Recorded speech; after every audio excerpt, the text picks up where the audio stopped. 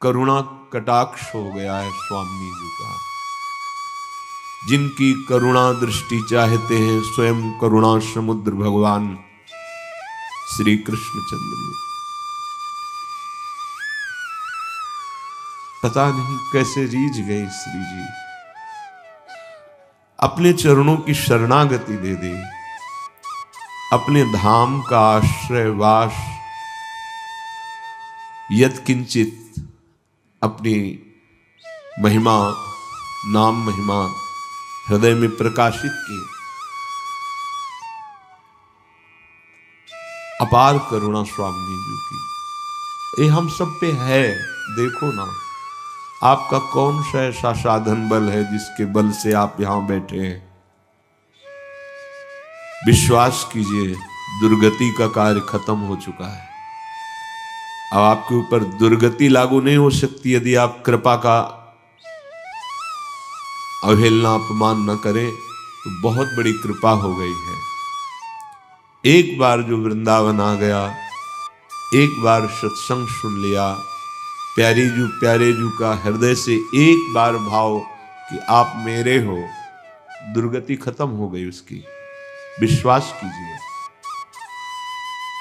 यदि कहीं सत्संग के वचनों का मनन करके उस पे आचरण में उतार ले, तो शरीर रहते हुए आपको पता चल जाएगा कि हमारा काम हो गया। कोई बंधन नहीं, अब कोई आकांक्षा नहीं। सच्ची मानिए, श्री जी बहुत करुणामयी है, लाडली जी बहुत। और सामर्थ्य जितनी देवी शक्तियां हैं सब एक अंश से प्रकाशित है लाडली जी के, एक अंश से। इनकी नखचंद्र छटा का तेज ही ब्रह्म ज्योति कहा गया है। नूपुरों की झनकार से अनेक मंत्रों का प्रादुर्भाव हुआ है। श्री स्वामिनी जी को जान पाना बुद्धिगत बात नहीं है। स्वामिनी जी के लाडले लाल जू को तो वेद नेति नेति कहते हैं, फिर लाल जू के हृदय का गुप्त प्रेम धन लाडली जू, इनका परिचय कौन, जब तक ये ना जाना में तब तक कोई जान ही नहीं सकता। श्रीपाद कह रहे हैं कि स्वामिनी जी की करुणा अनंत है। करुणा एक धारा है, राधा किशोरी की करुणा एक धारा है। जैसे प्रबल प्रवाह उमड़ता है तो फिर सामने क्या है ये नहीं देखा जाता, सब तोड़ फोड़ के बहाते हुए अपनी धारा में ले जाते हैं। ऐसे हम कामी हैं, क्रोधी हैं, लोभी हैं, मोही हैं, नीच हैं, पर अहेतुकी करुणा की धारा श्री स्वामिनी जी की प्रवाहित हो गई है। अब वो सब ये तोड़कर बहाकर हमें निश्चित भगवत प्रेम में डुबो देगी। ये छोटी मोटी धारा नहीं है कि कोई बांध आ जाए तो रुक जाए, ये अनंत करुणा की धारा है। ये प्रवाहित करके ही आपको मानेगी। जहां भी हो, जैसे भी हो, यदि श्री जी की करुणा का आश्रय हो गया है, राधा नाम जपते हो, राधा किशोरी स्वामिनी जी के चरणों का आश्रय लेते हो, तो ये अबाध धारा है, कोई भी बाधा इसे रोक नहीं सकती। ये निश्चित महाप्रेम समुद्र में जाके मिला देगी। बस विश्वास, तो वर्तमान में तुम्हारा चिंतन सुधर जाएगा यदि इस बात पर विश्वास कर लोगे तो। श्रीपाद कह रहे हैं कि करुणा की अनंत धारा, अनंत। ये सुनने में बहुत सहज लग रहा है। अनंत करुणा स्वामिनी जी की है, हमारी बुद्धि ही काम नहीं कर सकती, अभी हम देख नहीं पा रहे हैं। एक श्लोक में वर्णन कर रहे हैं, चिद्रस घनमपि वृंदावनमिहि मंदावतान्यपेक्षन्ते अथवा किमिदं चित्रं शंखः पीतो हि भाति पितृदृशः। स्पष्ट ये वही वृंदावन है जहां प्रिया प्रीतम विराजमान है। पर हमारी दृष्टि दूषित हो गई है। जैसे पीलिया का रोग हो जाए तो श्वेत शंख भी पीला ही नजर आता है। ऐसे ही मायाकृत दृष्टि होने के कारण चिदानंद वृंदावन हमें माया में दिखाई देता है। चिद्रश घनमपि वृंदावन मिहि, चिदानंद है, हमारी दृष्टि खराब हो गई है। उसी को ठीक करने के लिए श्री जी ने व्यवस्था भी की है। धाम का आश्रय, धाम का वास, सत्संग, नाम जप, गलत आचरणों का त्याग, इसी से हमारी दृष्टि पावन होगी। तो हमारे ऊपर अनंत कृपा श्री जी की है। ये स्वीकार करने से बहुत लाभ होता है। देखो हम लोग कितने निकृष्ट हैं कि कदम कदम पे श्री जी की कृपा हमें संभाल रही है, संभाली, पर हम कभी उसे याद करके रोते नहीं है कि श्री जी हम पर कितनी कृपा, कितना दुलार किया है, हमें कितना कठोर हृदय है। स्वामी जी ने हमें वृंदावन दिया, राधा नाम दिया, जपने का समय दिया, इससे बढ़कर और क्या दे सकते हैं। रुपया पैसा भोग सामग्री तो पापियों के पास भी है।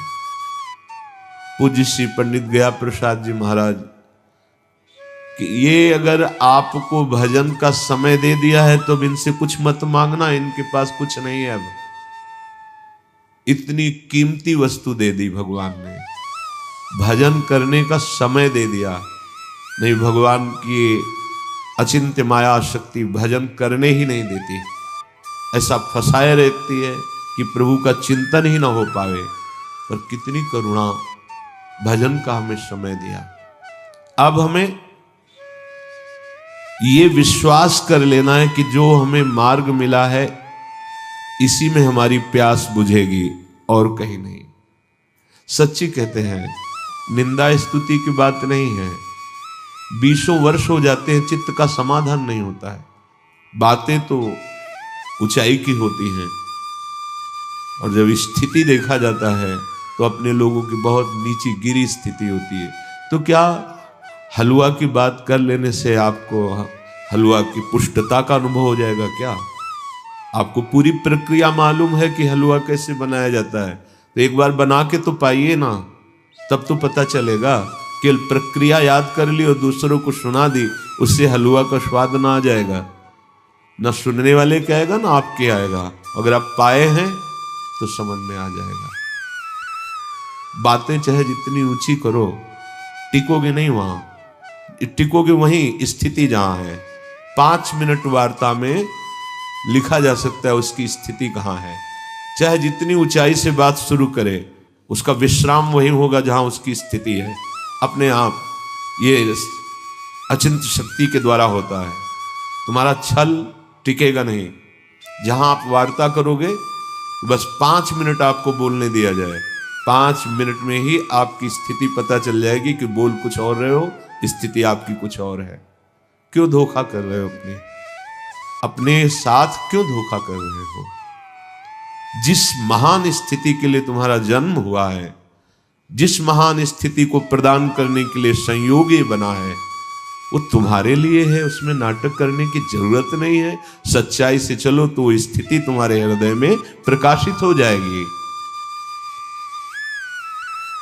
जो तुम्हें मार्ग मिला है, इससे अधिक सुख कहीं नहीं है।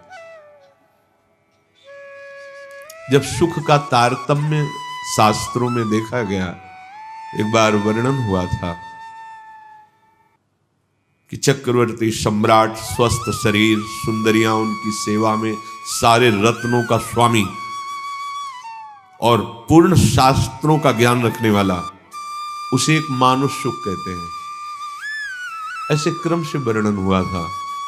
कुछ मानुष सुख से बढ़कर गंधर्व सुख से फिर जो देवता बनते हैं, देवताओं से भी जो नित्य देवता हैं, फिर उनसे भी प्रजापति से परमेष्ठी पद, और ब्रह्मा जी से शास्त्रों गुना सुख मोक्ष पद पर स्थित महापुरुष को, जीवन मुक्त महापुरुष को होता है। और उस जीवन मुक्त महापुरुष के आगे 17 शून्य गुणा किए जाएं तो बोले जो सुख होता है वो प्रिया प्रीतम के चरणारविंद के आश्रय का सुख होता है। इसलिए क्या कह रहे कि जो सुख का मार्ग तुम्हें मिला है इससे बढ़कर सुख कहीं नहीं है। वैसे भी जो विषयानंद का पूर्णतया त्यागी होता है और शास्त्र ज्ञान संपन्न होता है वही शांतानंद को प्राप्त होता है, जिसे शांत रस कहते हैं। फिर इस शांत रस से भी बढ़ करके अद्भुत सुख प्रदान करने वाला दास्य सुख है। दास्य सुख से भी बढ़ करके सख्य है, सख्य से भी बढ़कर वात्सल्य है, वात्सल्य से भी चरम सीमा का सुख कामता भाव है, और उससे भी बढ़कर सहचरी सुख है। तो जो तुम्हें यहां सुख का मार्ग मिला इससे बढ़कर और कोई मार्ग नहीं है, और कोई सुख नहीं है। विश्वास करो, खड़े हुई इतनी ऊंचाई पर और चाह रहे हो नीच भोगों में सुख, तो ये अवहेलना हुई ना, अनादर हुआ ना। आप अपने सौभाग्य को दुर्भाग्य में बदल रहे हैं जो लाडली जू ने कृपा की है। ये वृंदावन जिनका है ना वो असीम शक्तियों के स्वामी हैं। देखो, निर्मर्याद विचित्र शक्ति सहजा, सीमा नहीं है कि इतनी शक्ति है, असीम शक्ति। और वृंदावन उनको अपने अधीन किए हैं, प्रिया प्रीतम को। वृंदावनम परित्यज्य पादमेकम न गच्छति, एक कदम भी वृंदावन से बाहर हमारे स्वामी युगल सरकार नहीं जाते हैं। जब कभी किसी भक्त को दर्शन देंगे तो पहले वृंदावन प्रकाशित होगा, फिर उसमें प्रिया प्रीतम प्रकाशित होंगे। निर्मर्याद विचित्र शक्ति सहजा खेलंच वृंदावनम, वो यहां खेल रहे हैं। जैसे किसी को लगता है कि तो कर कमल में मुरली धारण किए अत्यंत सुकुमार लाडले, और लाडली जो नील कमल धारण की अत्यंत सुकुमारी, अति सुकुमारी लाडली पी किशोर सुकुमार। तो जितने दिव्यास्त्र हैं ये सब इनके चरण चिन्हों में विराजमान हैं। जहां भगवान सुदर्शन चक्र कर कमल में धारण करते हैं वो सुदर्शन चक्र लाडली जू के चरण चिन्हों में है।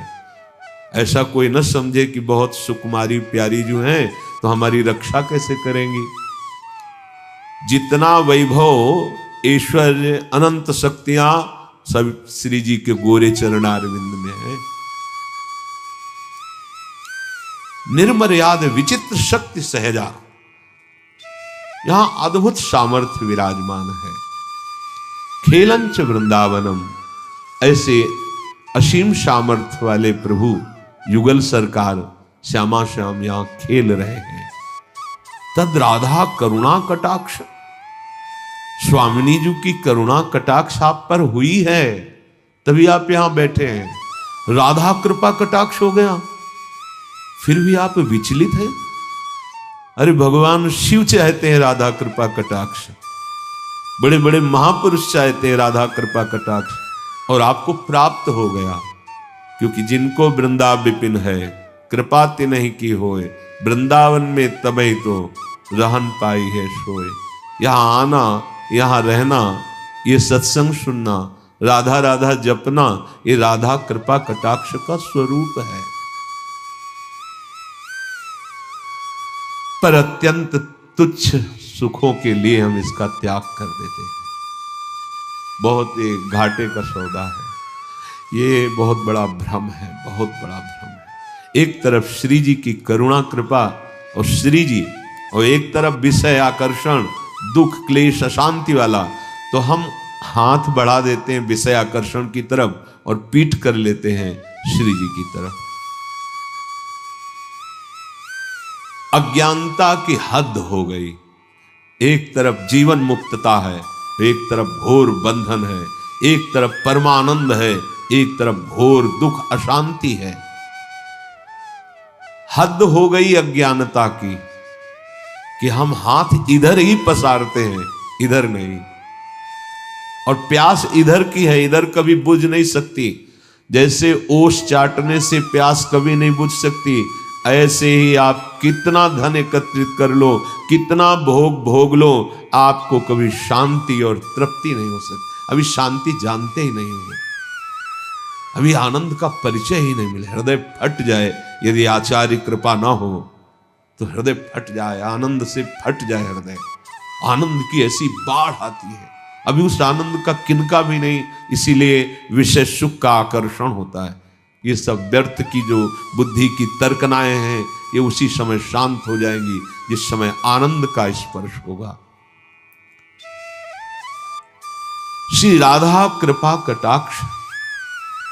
फिर मैं सोचता हूं कि मेरी दशा ऐसी क्यों है, जब मेरे ऊपर श्री जी का इतना कृपा कटाक्ष है तो फिर मेरी दशा ऐसी क्यों है?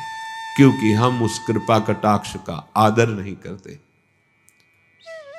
जब श्री जी हमें इतना दुलार करती हैं तो उनके सिवा फिर हमारा चिंतन नहीं हटना चाहिए, उनके सिवा और कहीं चिंतन नहीं जाना चाहिए।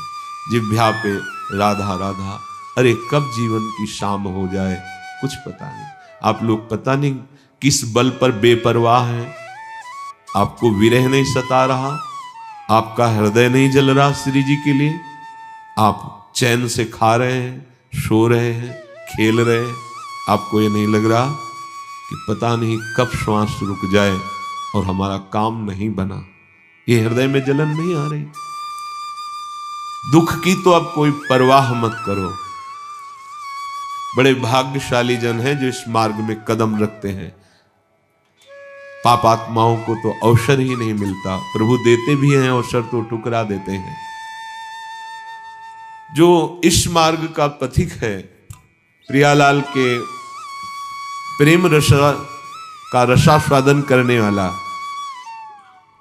चाहे जितनी भी पीड़ा हो, मन में भी हो व्यथा पार, संकट पर संकट भी आवे, टूटे नहीं भजन का ताल।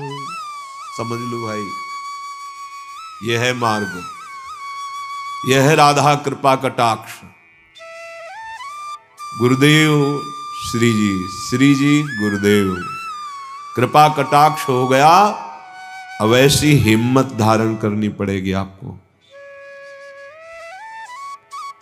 ये बैठा लीजिए, अगर प्रेम प्राप्त करना है, भगवत प्राप्ति करनी है, प्यास बुझानी है तो ये हिम्मत, ये धैर्य धारण करना पड़ेगा। चाहे जितनी भी पीड़ा हो, मन में भी हो व्यथा अपार, संकट पर संकट भी आवे, टूटे नहीं भजन का ताल। पग पग पर कष्ट घेर रहे हैं, राधा राधा राधा, पार करते चले जाओ, घबराना मत। हर शूल इस मार्ग के पथिक के चरणों का फूल बन जाता है। दूर से दिखाई देगा शूल, और जब चरण रखोगे तो बन जाएगा फूल। डरना नहीं, बस डरना नहीं। और माया के मार्ग में हर शूल फूल नजर आता है, फूल समझ करके रखा तो फंस गया। ऐसा सूल चुभा कि आह भी नहीं बोल पाता। बहुत धैर्यपूर्वक, कितना भी संकट पे संकट परिस्थितियों, नाम नहीं छूटना चाहिए। देख लो, हृदय में देख लो, यहां जरा सी बात आई तो भजन छूट जाता है। अरे जब शरीर ही छूटना है, शरीर ही छूट जाएगा तो इससे बड़ा दुख और क्या आएगा। और वो हमने पहले निश्चय कर लिया है कि मुझे भगवत प्राप्ति करनी है। इसका मतलब देह राग पहले ही हम मिटा रहे हैं, फिर घबराना क्या। जरा सा कष्ट आया, भजन छूट गया, हाय हाय करने लगे। देहोपि ममता भाग चेत्र हृषो नात्मवत प्रियः, यज्जीर यद्यपि देहस्मिन् जीविताशा बलीयसी। तुम जानते हो तुम जीना क्यों चाहते हो? जीना क्यों चाहते हो? इसलिए जीना चाहते हो हर कष्ट सहकर, बुरी से बुरी परिस्थिति में भी इसलिए जीना चाहते हो तुम, क्योंकि तुम्हें प्रभु से अपनापन नहीं हुआ, शरीर से अपनापन है। हर बुरी स्थिति में ही लगता है मैं जीवित बना रहा हूं। जीवित का मतलब शरीर से राग बना रहे। शरीर से राग खत्म हो जाए तो ये शरीर का छोड़ना जैसे सांप केचुल छोड़ता है, कोई कष्ट नहीं होता, ऐसे होता है। सबसे ज्यादा प्रिय है अपनी आत्मा, अपनी आत्मा है प्रियालाल। आत्मा हरिवंश प्रगट परमानंद। संकटों पर, विपत्तियों पर, दुख पर इतना प्रभावित ना हो जाओ कि तुम्हारा भजन छूट जाए। आखिरी जन्म वाले के लिए बात कह रहे हैं, तुम्हें संसार की बाजार फैलानी तो फैलाइए। अगर समेट करके अपने घर चलना है तो ये बात घर चलने वालों के लिए है।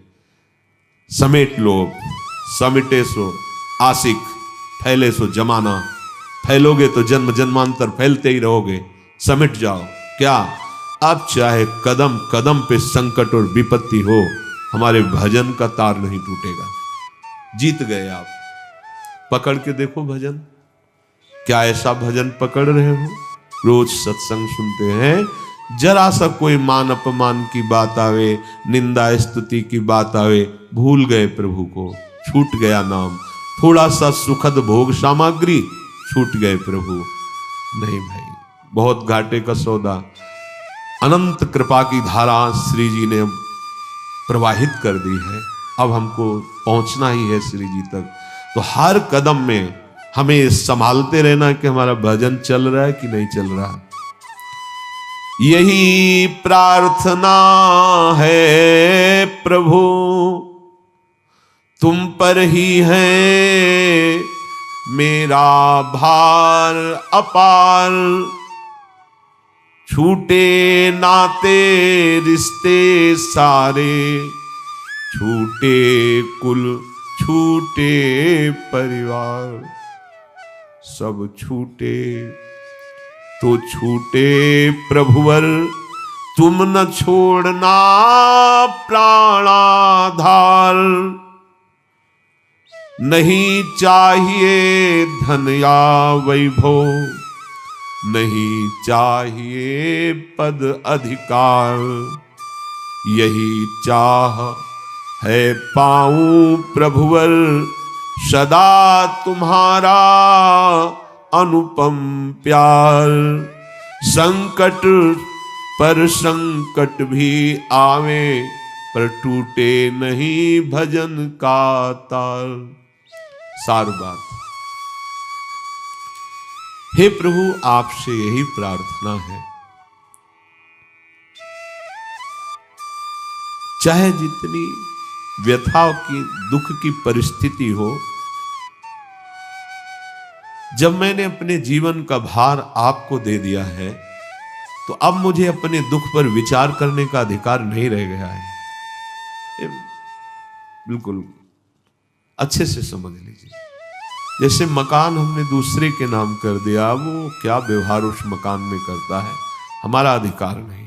तो हम शरणागत हैं। हमारा शरीर, हमारा हृदय, ये प्रभु के हवाले है। यदि वो चाहते हैं कि पग पग पर इसे दुख मिले, तो फिर हमारा विचार करने का अधिकार ही नहीं रह गया है कि मुझे दुख क्यों मिल रहा है। देखो, अगर चलना है प्रभु के पास तो ये सिद्धांत है, क्यों म्यों करके संसार में फंसना है तो आप देख लीजिए।